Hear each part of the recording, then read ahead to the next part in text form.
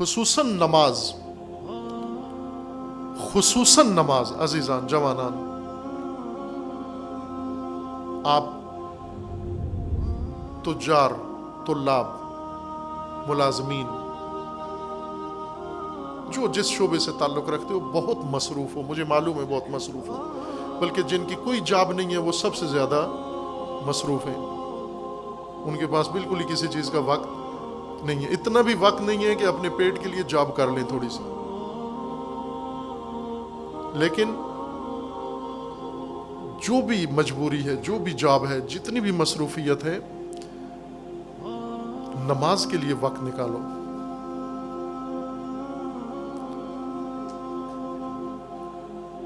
نماز وہ سادہ سی چیز نہیں ہے جو ہم سمجھ کے بیٹھے ہوئے ہیں. بہت معمولی سا ایک عمل نہیں ہے، ایک اٹھک بیٹھک نہیں ہے، ایک حضور حاضری نہیں ہے.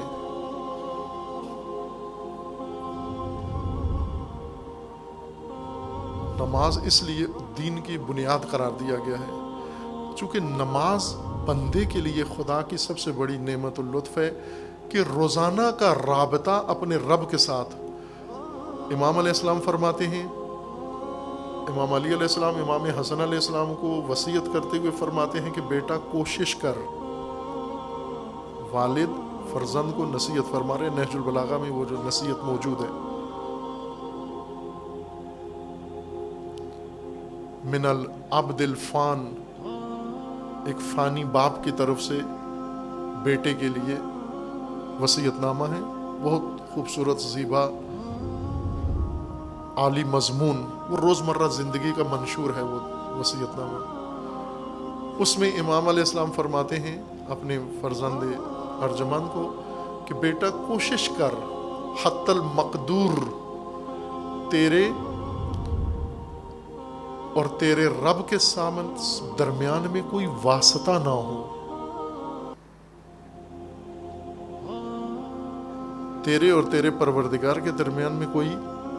واسطہ نہ ہو. جس طرح اس نے تجھے جو کچھ دیا ہے بیچ میں کوئی واسطہ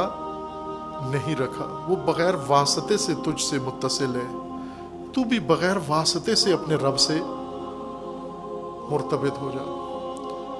بغیر واسطے سے، جب کوئی بیچ میں حائل نہیں ہے، کوئی واسطہ نہیں ہے، نہ کوئی فرشتہ، نہ روح القدس، نہ جبریل، نہ ملائکہ مقربین، نہ انبیاء، نہ اولیاء، نہ ائمہ، کوئی واسطہ بیچ میں نہیں ہے، جس میں عبد بغیر کسی واسطے کے ڈائریکٹ خود بارگاہ رب میں پہنچ جاتا ہے. اس عمل کا نام نماز ہے.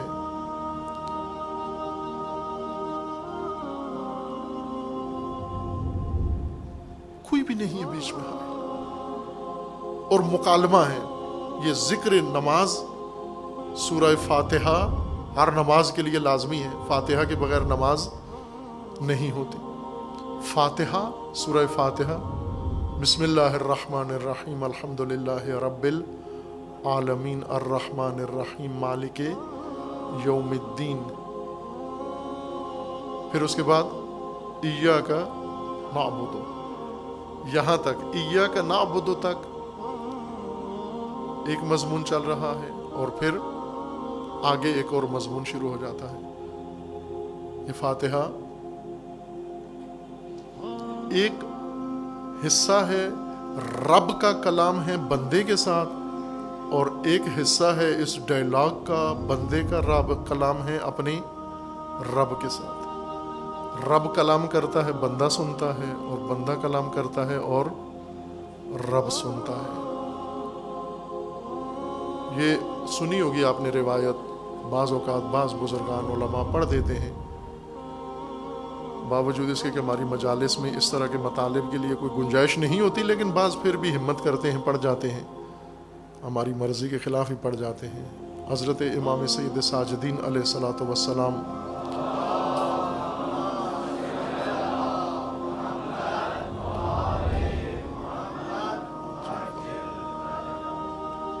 یہ روایت کہ امام علیہ السلام جب نماز قائم کرتے تھے، پڑھتے تھے نماز، اس نماز پڑھتے ہوئے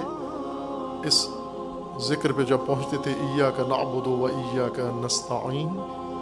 اس کو تکرار کرتے تھے، بعضوں کا تکرار کرتے، کثرت سے تکرار کرتے تھے، اور تکرار کرتے کرتے امام گریہ و بکا شروع ہو جاتا، رونا شروع ہو جاتا، آنسو جاری ہو جاتا، اور اسی تکرار کے اندر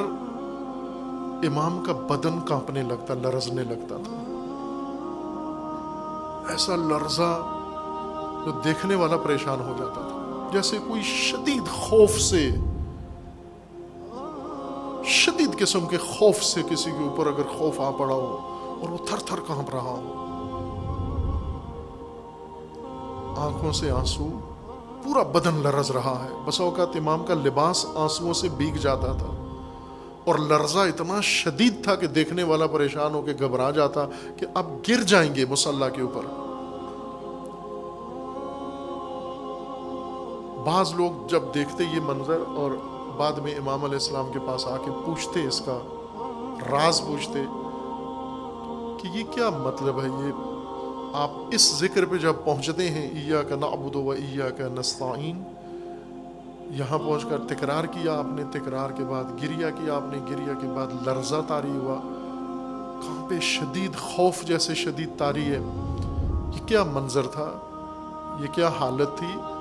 امام علیہ السلام نے فرمایا کہ یہ حالت یہ تھی کہ میں نماز شروع کی،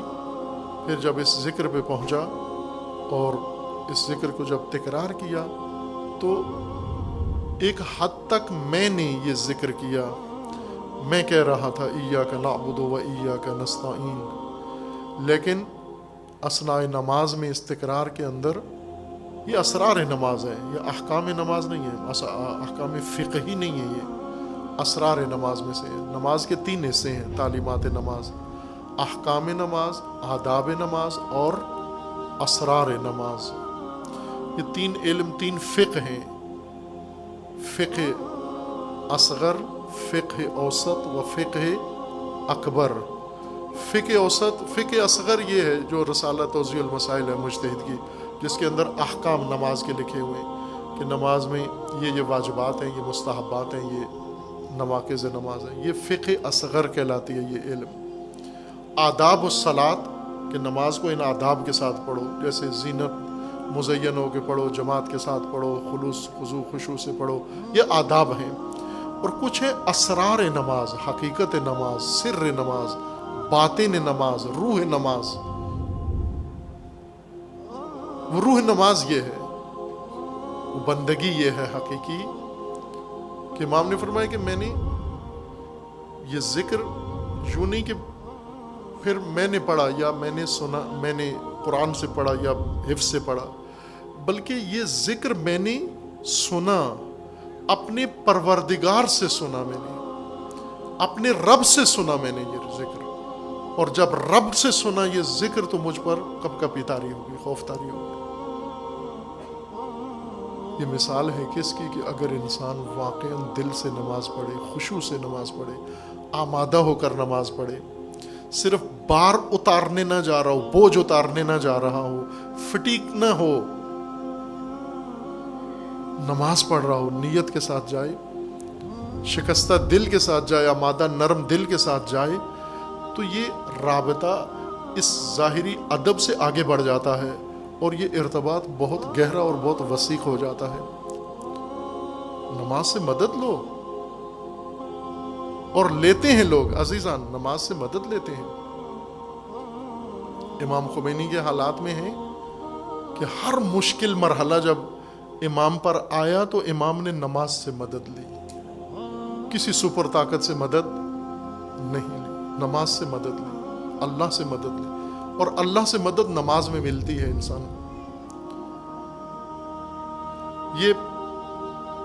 آپ کے لیے شاید اجنبی بات ہوگی، پہلے میں نے بعض مجالس میں ذکر کیا ہے، ابن سینا، یہ نابغہ روزگار شخص جو ہر علم کا استاد ہے، استاد الکل ہے، فلسفے کا، طب کا، ریاضیات کا، جیومیٹری کا، حساب کا، ہر ایک علم کا،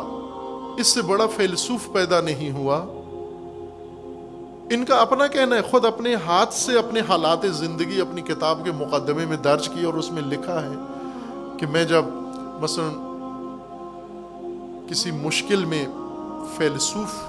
ہر روز ایک مشکل میں پھنستا ہے، کئی مشکلات میں پھنستا ہے، لا ینحل مسئلے پورے نظام ہستی کے، کائنات کے. اب آپ سمجھتے ہیں آئنسٹائن کو کتنی مشکلات ہوں گی؟ آپ جتنی تو ہوں گی کم از کم جو آپ کی ہیں نہ، بہت زیادہ تھیں. کیوں کہ دن رات اس کا کام نظام ہستی کو سمجھنا تھا، اور جس کا کام نظام ہستی کو سمجھنا ہو، ایسا نظام جس کی ایک گتھی بھی کسی نے حل نہیں کی، بالکل کورا پڑا ہوا ہے یہ نظام، اور اس کو پہلی دفعہ کشف کرنا ہے، اس کو تو ہر قدم پہ مشکلات پیش آ رہی ہیں، ہر قدم پہ وہ رک رہا ہے. یہ معمہ ہے، یہ کیا ہے، اس کا جواب کیا ہے، نہیں معلوم. اب معلوم نہیں آئنسٹائن کیا کرتا تھا، لیکن ابن سینا نے تو خود لکھا ہے کہ مجھے جب بھی مشکل پیش آتی تھی تو میں تاشقند کی جامع مسجد میں جا کر 2 رکعت نماز پڑھتا تھا، اور نماز ختم ہونے سے پہلے خدا مجھے جواب دے دیتا تو مسئلہ حل ہو جاتا تھا. لیکن ظاہر نماز پڑھتا تھا ابن سینا، نماز پڑھتا تھا، بوجھ نہیں اتار کے پھینکتا تھا. مدد لو نماز سے، نماز صلہ ہے.